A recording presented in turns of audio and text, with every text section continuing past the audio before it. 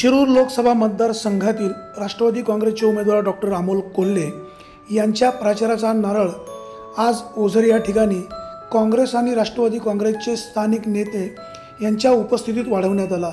यावेळी विघ्नर कारखान्याचे अध्यक्ष सत्यशील शेरकर, त्याचबरोबर राष्ट्रवादी काँग्रेसचे तालुका अध्यक्ष पांडुरंगजी पवार, जिल्हा परिषद सदस्य शरदराव लेंडे, राष्ट्रवादी काँग्रेसचे युवा नेते अतुल बेनके, त्याचबरोबर जिल्हा परिषद सदस्य मोहित ढमाले, जुन्नर नगरपालिकेच्या उपनगराध्यक्षा अलकाताई फुलपगार आदी मान्यवर उपस्थित होते।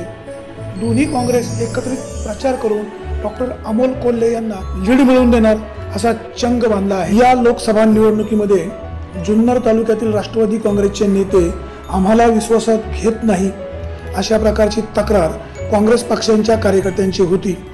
या कार्यकर्त्यांच्या तक्रारीची दखल घेऊन काँग्रेस पक्षाचे जिल्हाध्यक्ष व राष्ट्रवादी काँग्रेसचे जिल्हाध्यक्ष, त्याचबरोबर आंबेगावचे आमदार दिलीप वळसे पाटील आणि राष्ट्रवादी काँग्रेसचे जुन्नर तालुक्यातील नेते यांची संयुक्त एकत्र बैठक विघ्नर सहकारी साखर कारखान्याचे अध्यक्ष सत्यशील शेरकर यांच्या निवासस्थानी पार पडली। यावेळी या सगळ्या कार्यकर्त्यांनी एकत्र काम करण्याचे ठरले।